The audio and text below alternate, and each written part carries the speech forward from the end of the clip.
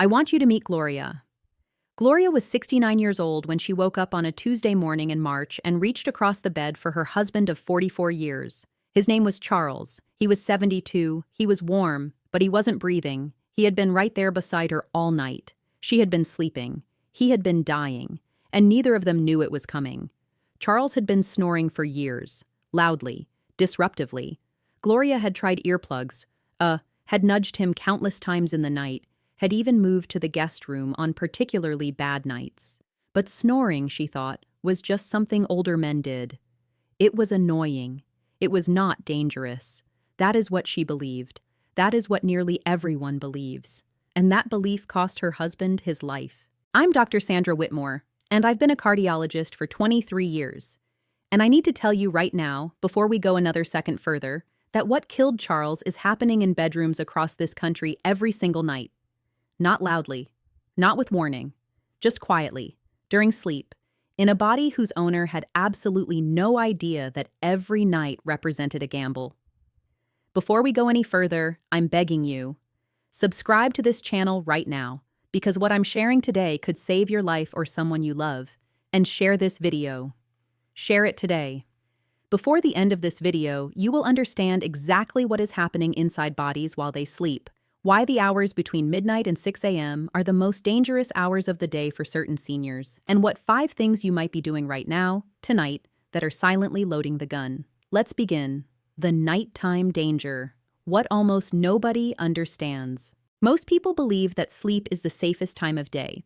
You're lying down, you're not exerting yourself, your heart rate is lower, everything is at rest. What could possibly go wrong?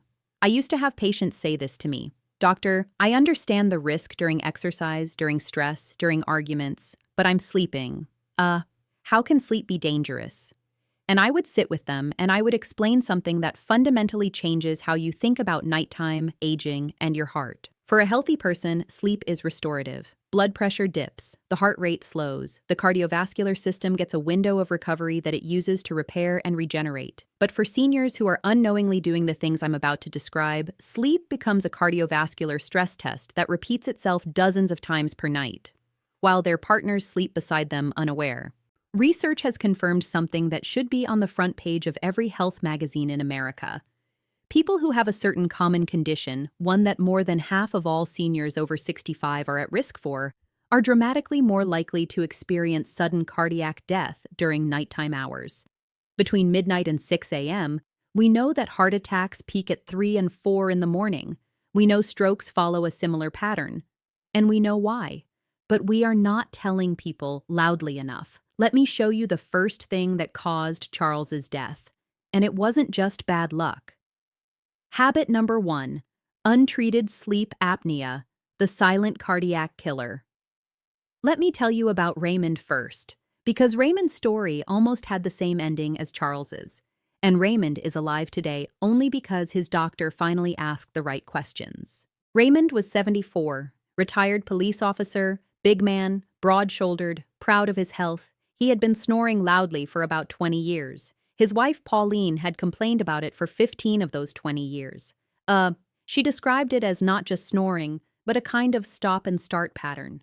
Loud rumbling, then silence, then a sudden gasp, then loud again. She found it frightening on bad nights. Raymond laughed it off. He told her all men snore, but Raymond was also exhausted every single day. He went to bed at 10 p.m. and woke at 6 a.m., 8 full hours. And he woke up feeling as if he had barely closed his eyes. He had a headache almost every morning. He fell asleep in his chair after lunch. He struggled to concentrate. His blood pressure was a 165/98, and nothing his primary doctor prescribed was fully controlling it. When Raymond finally came to see me, I referred him immediately for a sleep study. The results came back, and I want you to understand what those results revealed about what was happening inside Raymond's body every night. Raymond was having 47 apnea events per hour. That means his breathing was stopping and starting again approximately 47 times in every 60 minutes. During those events, his blood oxygen level was dropping as low as 68%. For reference, anything below 90% is clinically significant. Below 80 is dangerous. Raymond was hitting 68, Raymond had severe obstructive sleep apnea and he, had absolutely no idea.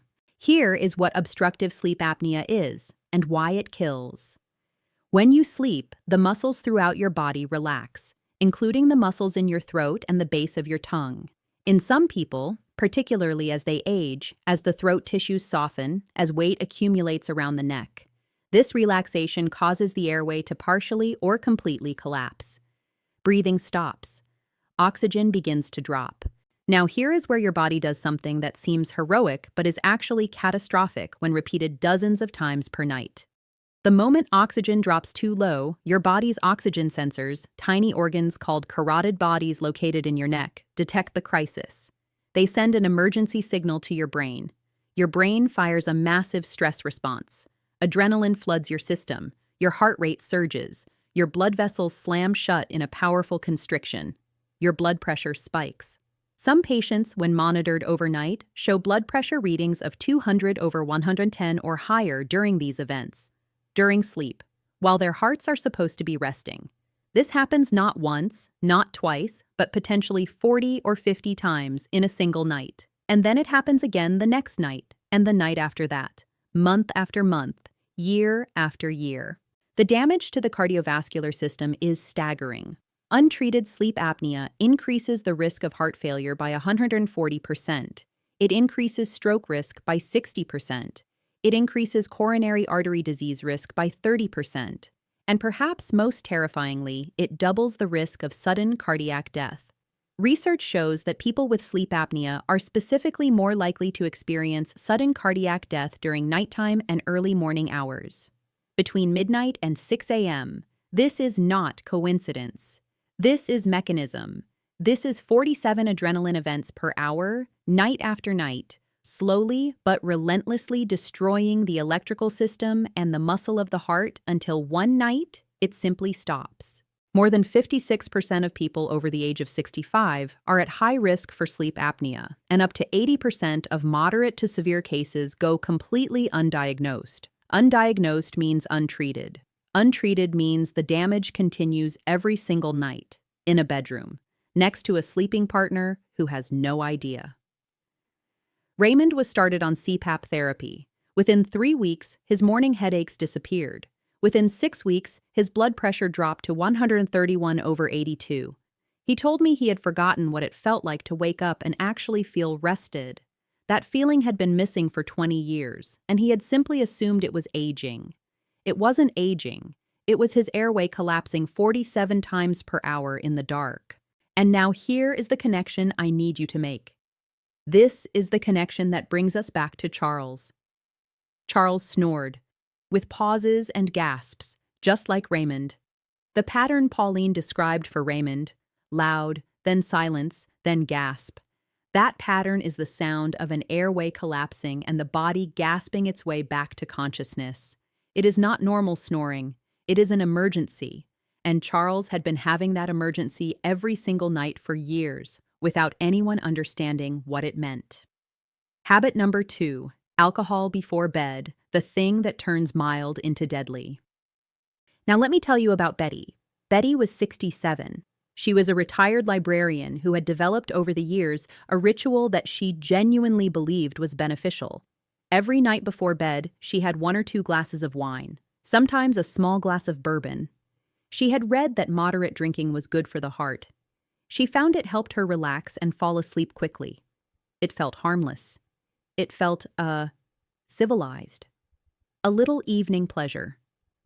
What Betty didn't know was that those 1 or 2 glasses were transforming her mild sleep apnea, the kind that might have been monitored but not urgently treated, into something genuinely threatening. Alcohol is a relaxant, and it relaxes not just your mind and your muscles in the way you feel consciously, but it reaches deep into the muscle tone of your throat, your tongue, and the soft tissue lining your upper airway. Those muscles need to maintain some baseline firmness during sleep to keep your airway from collapsing. Alcohol removes that firmness. It causes those tissues to go completely flaccid. And a flaccid airway collapses far more easily, far more completely, and for far longer duration. But here's what makes alcohol before bed even more dangerous than just worsening the physical obstruction. Alcohol also suppresses your brain's normal emergency response to oxygen deprivation. Normally, when oxygen drops dangerously, your brain fires that adrenaline signal and forces a micro-awakening that opens the airway. With alcohol on board, that emergency response is blunted. Your brain doesn't react as quickly. The apnea event lasts longer. The oxygen drop goes deeper. The body spends more time in a critically low oxygen state before the protective alarm goes off.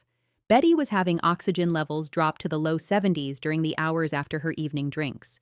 She was waking every morning exhausted, foggy-headed, with a vague sense of having had terrible sleep, though she couldn't remember waking. She attributed it to her age. She told herself this was just how sleep felt at 67. When we removed the alcohol entirely, not just reduced it, removed it, and retested her 3 weeks later, her apnea events dropped by more than half. Her oxygen no longer crashed to dangerous levels. She called my office after 2 weeks and said she hadn't woken up feeling that clear and rested in years. Here is what I need you to understand. If you have any degree of sleep apnea, and remember, 56% of seniors over 65 are at significant risk, alcohol before bed is not relaxation. It is a mechanism for turning a manageable breathing problem into a cardiovascular emergency. And the combination of untreated apnea plus nightly alcohol is one of the most dangerous habits a senior can have. It is quiet, it is socially acceptable, and it kills in bed in the dark while the person doing it believes they are simply sleeping peacefully. Habit number 3, sleeping on your back, the position that compounds everything. Let me tell you about Walter. Walter was 73. He had slept on his back his entire adult life. It was simply how he slept. His mattress had a permanent impression shaped exactly to his body. He told me he could not imagine sleeping any other way. His wife, Carol, had told him for years that his snoring was dramatically worse when he was on his back versus on his side. On his back, it was thunderous with long pauses. On his side, it was a dull rumble. Walter didn't think this difference mattered. It mattered, enormously. Gravity is not your friend when you're sleeping on your back, and you have soft tissues in your throat that are already prone to relaxation. When you lie flat on your back, your tongue falls backward, the soft palate drops, the weight of the tissues around your neck presses down onto the airway from above. The airway is squeezed from every direction. The collapse is faster, more complete, and harder for the body to recover from. Research is unambiguous on this. The supine position, lying flat on the back, is the worst possible sleeping position for anyone with sleep apnea. It increases the frequency and severity of apnea events dramatically compared to side sleeping. When Walter wore a home monitoring device for 2 nights, one on his back, one on his side, the difference was stark. On his back, his blood pressure was spiking to 193/107 during apnea events multiple times per hour. On his side, those same spikes were reduced to readings around 152/88, still elevated, but not catastrophically so. For Walter, something as simple as learning to sleep on his side, using a pillow positioned behind his back to prevent him from rolling over, reduced his overnight blood pressure pattern significantly and removed the most dangerous peaks from his cardiovascular profile. One behavioral change, 0 cost, meaningful reduction in his cardiac risk. If you sleep on your back and you snore, or you wake with morning headaches, or you feel unrested after a full night, please hear this. Changing your sleep position is something you can do tonight, right now. It is not a cure for sleep apnea if you have it, but it can immediately reduce the severity of airway collapse and give your heart a less hostile night while you seek proper evaluation. Habit number 4. Eating heavily within 3 hours of sleep. Now let me tell you about Arthur. Arthur was 71. He had a beautiful tradition in his family. His daughter and grandchildren came over every Wednesday evening. Dinner was always late because everyone had school and work and nobody arrived until 7:30 or 8 p.m. The meal was large and rich and full of the things that made those evenings feel like celebrations. Arthur usually finished eating around 8:45. He was in bed by 10:30, maybe 11. He went to bed full, satisfied, content. At 4:17 in the morning on a winter Wednesday 3 years ago, Arthur woke up with his arm numb, his speech slurred, and severe confusion. His wife called 911. By the time the ambulance arrived, the slurring had improved, but the confusion remained. He had experienced a transient ischemic attack, a TIA, or what some people call a mini stroke, a warning event, a preview of what could happen next. During the investigation into what triggered Arthur's TIA at that specific time, we looked at everything. His overnight blood pressure monitoring revealed something extraordinary. His blood pressure had been surging in the early morning hours, between 3 and 5 a.m., not gradually rising as part of the normal morning surge, but spiking dramatically. The connection to the late heavy dinner was this. When you eat a large, calorically dense meal, your body redirects blood flow to the digestive system. Your heart has to pump harder, your blood pressure rises. This is a normal, temporary response. But in Arthur's case, he was going to bed while this digestive cardiovascular workload was still fully active. And then, lying flat, the contents of his stomach were pressing upward against his diaphragm, compressing his ability to breathe deeply and fully. And Arthur had borderline sleep apnea that had never been formally diagnosed. The combination was toxic. Elevated cardiovascular demand from digestion, combined with the airway obstruction from apnea, combined with the normal blood pressure surge that peaks in the early morning hours, all converging in a body that was supposed to be recovering but was instead under compounding physiological assault. Research has shown clearly that stopping eating 3 full hours before bedtime is associated with a meaningful drop in nighttime blood pressure and heart rate compared to eating close to sleep. That 3-hour window gives your digestive system time to do its work. It lets your cardiovascular load settle. It reduces the pressure on your diaphragm. It gives your heart the quiet it needs at exactly the time it needs it most. Arthur no longer, eats late on Wednesday evenings. The family dinner now starts earlier. Everyone adjusted. Nobody's relationship with their grandchildren suffered. And Arthur has not had another TIA.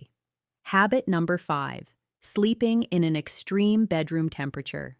Research has specifically shown that cold exposure during sleep is associated with exaggerated early morning blood pressure surges, the kind that peak around 4 to 6 a.m., and that are already the most dangerous hours of the cardiac day. Adding cold stress to an already vulnerable early morning cardiovascular profile is the equivalent of pouring accelerant on an open flame. It is not the fire, but it makes the fire worse. Vera moved her bedroom temperature to 68 degrees. She got a better blanket. She kept the window closed. Her overnight blood pressure monitoring, which had been showing dramatic spikes in the 4 a.m. range, became notably more stable.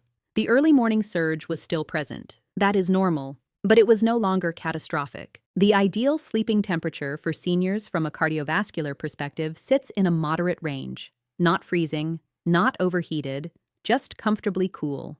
Your heart deserves a bedroom environment that cooperates with its recovery rather than one that forces it to fight against temperature-driven vasoconstriction in the middle of the night. The warning signs: what you and your partner must know. Now I need to give you something practical, something you can use tonight, because the most dangerous part of everything I have described is this. The person experiencing it is usually the last one to know. They are asleep. They don't hear the gasping. They don't feel the blood pressure spikes. They wake up tired and chalk it up to age. And so it continues. This is why I am addressing not just the person watching this video, but their partner, their family, anyone who shares their home or has regular contact with them, because the warning signs are often visible to everyone except the person at risk. Here is what dangerous nighttime breathing sounds like, as described by the partners who have sat in my office and described it to me. It starts as loud snoring. Not just the regular rumble of ordinary snoring, but a loud, labored, gasping quality. Then there is a sudden silence. The snoring just stops. This silence can last 10 seconds, 20 seconds, even 30 seconds. And then comes a gasp, a choke, or a sudden snort as the body fights its way back to breathing. Then the loud snoring resumes, and the cycle repeats. This pattern is not normal. This pattern is a person's airway collapsing repeatedly in the night. If you share a bedroom with someone who does this, I am asking you to treat it as the medical emergency it is. Here is what the person with the problem often notices themselves, though they rarely connect it to their breathing. They wake with headaches, particularly across the forehead or at the base of the skull, almost every morning.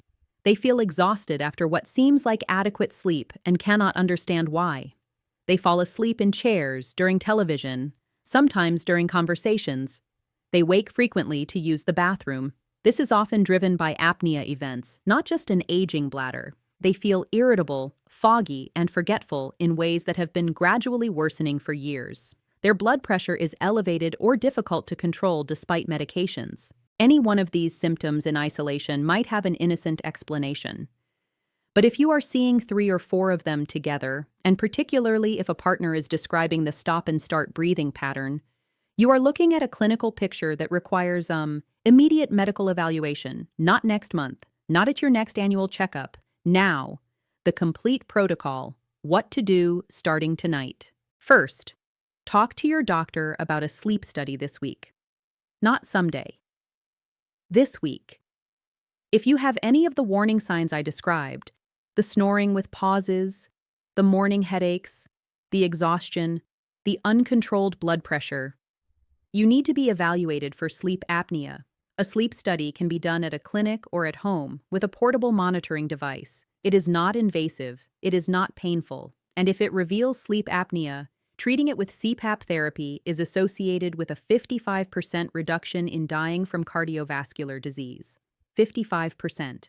That is not a minor benefit. That is a transformation of your cardiac risk profile. Second, stop all alcohol consumption at least 3 hours before bed. Ideally, eliminate the evening habit entirely if you have any symptoms of sleep apnea. Alcohol before bed is not a sleep aid for people at cardiac risk. It is a mechanism for deepening oxygen crashes in the night. This change alone, for patients with moderate sleep apnea, can reduce the severity of their apnea events significantly without any other intervention. Third, learn to sleep on your side. If you are a back sleeper, you need to change this. Use a body pillow positioned behind you to prevent rolling onto your back. Sew a tennis ball into the back of your sleep shirt. It sounds ridiculous, but it is a method that sleep specialists have recommended for decades because it works. Your airway is dramatically more protected in the lateral position than it is on your back. This is one of the simplest and most impactful changes you can make. Fourth, stop eating at least 3 hours before bedtime. If you typically eat at 7 or 8 p.m. and go to bed at 10 or 10:30, you need to either move your last meal earlier or push your bedtime later. 3 hours is the minimum window your cardiovascular system needs after a meal to properly manage the digestive metabolic demand before the heart shifts into nighttime recovery mode. This single change is associated with meaningful drops in both overnight blood pressure and morning heart rate. Fifth, regulate your bedroom temperature. This is not about comfort alone. This is about your vascular system having the conditions it needs to spend the night in recovery rather than in cold stress response. Aim for a bedroom temperature between 65 and 70 degrees Fahrenheit. It should be comfortably cool, not cold. Add or remove bedding to achieve the right balance. But please, do not sleep in a room cold enough to trigger peripheral vasoconstriction. Your arteries need that rest just as much as your mind does. Sixth, if you are on blood pressure medications, discuss the timing with your doctor. There is emerging evidence that for some patients, taking certain blood pressure medications in the evening can provide better overnight blood pressure control. This is not a universal recommendation, and it depends on your specific medications and your individual blood pressure profile. But it is a conversation worth having, particularly if your home monitoring shows you are spiking overnight or in the early morning. These 6 steps are not complicated. They do not require expensive equipment or dramatic lifestyle overhauls. They require awareness, and they require the willingness to act on that awareness. Let me bring you back to Gloria, because this is not just a medical story. It is a human one. When Gloria came to my office 3 months after losing Charles, she wasn't angry. She wasn't looking for someone to blame. She was heartbroken in the way that only 44 years of shared life can produce when it ends without warning. She sat across from me, and she said something I want to share with you word for word. She said, "I listened to him stop breathing at night for years. I thought that was just him. I didn't know you were supposed to report that to a doctor. I didn't know it meant something." She didn't know. He didn't know. Nobody told them. That is why this video exists, Because the information that could have saved Charles is not secret information. It is not buried in a medical journal. It is just not being communicated loudly enough to the people who need it the most. To seniors, to their partners, to the millions of people who are lying down every night doing something that is quietly, efficiently damaging their hearts and their arteries in the dark, while believing that sleep is the safe time. You know now what they didn't know. You know about the airway that collapses in the night, and the oxygen that crashes, and the adrenaline that surges, and the heart that spikes to dangerous pressures 40 times per hour. You know about alcohol and what it does to the throat muscles. You know about the back sleeping and the gravity and the collapsing tissues. You know about the late heavy meal and the digestive cardiovascular load that collides with the early morning pressure surge at 4 a.m. And you know about the cold room and what temperature does to arteries that are already fighting to stay flexible. You have everything you need to protect yourself. And more importantly, you have everything you need to protect the person sleeping beside you. If someone in your life snores with those pauses, the loud rumble, then the silence, then the gasp, please send them this video today. Show it to them. Sit with them and watch it together. Tell them what it means. Tell them about Charles. Tell them about Raymond, who is alive and well and sleeping peacefully every night with his CPAP machine and his blood pressure at a healthy 131/82. The difference between Charles and Raymond was not health. It was not age. It was not luck. It was one sleep study, one diagnosis, one treatment, one decision to take the problem seriously. Subscribe to this channel. Share this video. The people in your life who need it will never search for it themselves because they don't know they need it. That's the nature of a silent killer. It requires someone who knows to say something. Take care of yourself. And tonight, take care of your heart. I'll see you in the next video.